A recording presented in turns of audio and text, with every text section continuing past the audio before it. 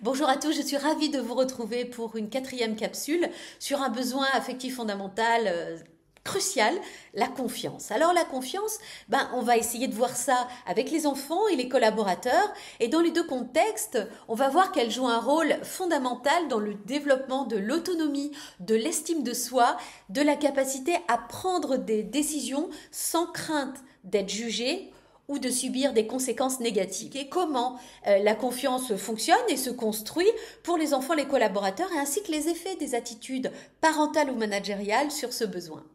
La confiance d'abord chez l'enfant. Eh bien, la confiance chez l'enfant, elle se construit principalement à travers les interactions avec les parents, mais aussi avec des figures d'attachement auxiliaires, comme nounou, comme les enseignants. Donc voilà, des figures d'autorité aussi. Pour qu'un enfant puisse développer une confiance en lui-même et en ses capacités, il doit sentir qu'il peut explorer, apprendre et surtout faire des erreurs sans risquer de perdre l'affection ou l'approbation de ses parents. N'oubliez pas qu'un enfant jusqu'à environ 12 ans, il va aimer ses parents de manière inconditionnelle et qu'il aura si peur de les décevoir.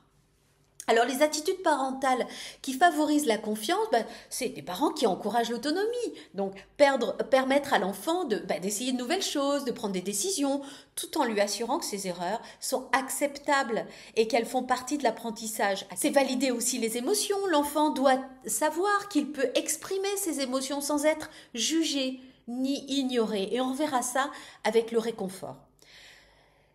Ça va renforcer évidemment la confiance en ses propres perceptions et ses émotions. Moi, j'ai des patients qui, en fait, n'ont jamais, en fait, reçu la confiance de leurs parents. Et d'ailleurs, quelquefois même de leurs enseignants, etc. Ça arrive, ça. Et donc, ne se font pas confiance sur ce qu'ils ressentent, sur ce qu'ils pensent, sur leurs perceptions.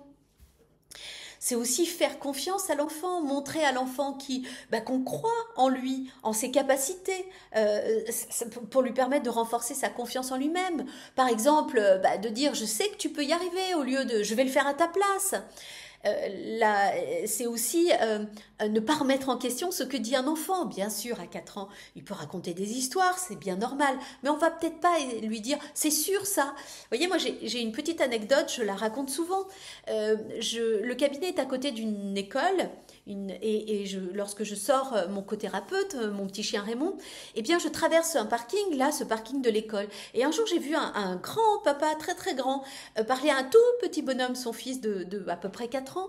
Et puis son petit garçon lui dit quelque chose et je n'entends pas. Mais j'entends lui dire ah bon, c'est vrai ça? Je vais demander à la maîtresse. Vous voyez, je prie pour que, en fait, ils ne le disent pas très souvent parce que, vous voyez, la confiance là de ce petit garçon va être sacrément altérée quand même.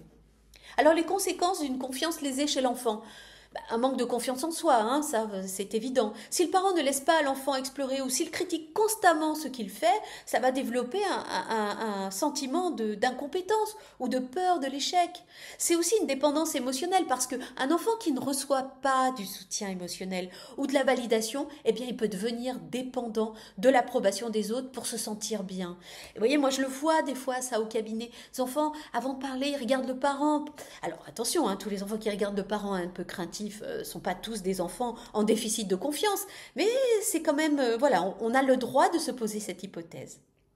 C'est aussi l'inhibition, par crainte de l'échec ou du jugement, qui peut amener l'enfant à se replier sur lui-même, à éviter de prendre des risques ou des initiatives.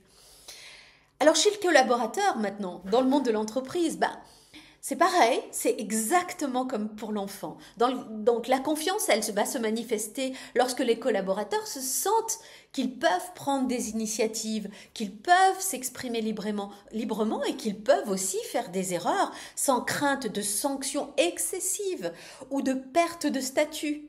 Un climat de confiance va permettre au collaborateur de donner le meilleur de lui-même. Les attitudes managériales qui favorisent la confiance, ce sont des managers qui délèguent des responsabilités. Donc un manager qui montre qu'il fait confiance aux compétences de ses collaborateurs en leur déléguant des tâches importantes. Et ça va aider à renforcer le sentiment de compétence, d'utilité, d'autonomie. C'est encourager la prise d'initiative aussi. Les collaborateurs doivent se sentir libres de proposer des idées, des solutions aussi, sans crainte d'être critiqués ou jugés. C'est offrir un feedback constructif. Ça, c'est nécessaire pour valoriser, pour soutenir. Alors, la conséquence d'un manque de confiance ou d'une confiance lésée chez les collaborateurs, ben, c'est la baisse de motivation, c'est la procrastination, l'évitement, c'est l'incapacité à prendre des décisions. C'est aussi quelquefois la dépendance excessive à son chef. Alors, comment renforcer la confiance chez les enfants, chez les collaborateurs? Ben, pour les enfants, ben, c'est valider les efforts de l'enfant, pas seulement les résultats. C'est bien l'effort que tu as produit. Ok, ça n'a pas marché cette fois, mais ça va finir par marcher. C'est permettre l'échec, montrer à l'enfant que l'échec n'est pas synonyme de rejet, de punition, de honte aussi, mais une étape dans l'apprentissage. Pensez à ce que disait Mandela. C'est l'écoute active, le respect, écouter les émotions, les opinions de l'enfant, même si elles semblent mineures, lui montrer qu'il est important et que ce qu'il pense ou ressent compte. Pour les collaborateurs, bah, c'est la délégation progressive, c'est encourager l'initiative, c'est valoriser la prise de risque. Bref, en conclusion, la confiance est essentielle, que ce soit pour les enfants, pour les collaborateurs, car elle permet de prendre des décisions, d'agir, d'apprendre sans crainte. Pour les enfants, elle se construit dans un cadre sécurisé, à la maison, à l'école, chez nous. Pour les collaborateurs, bah, c'est dans les bureaux, bien évidemment, c'est sur les chantiers, c'est dans les entrepôts.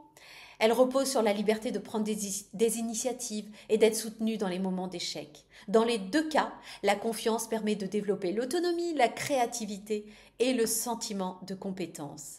Alors je vous dis à la semaine prochaine pour l'écoute. À très vite, prenez soin de vous.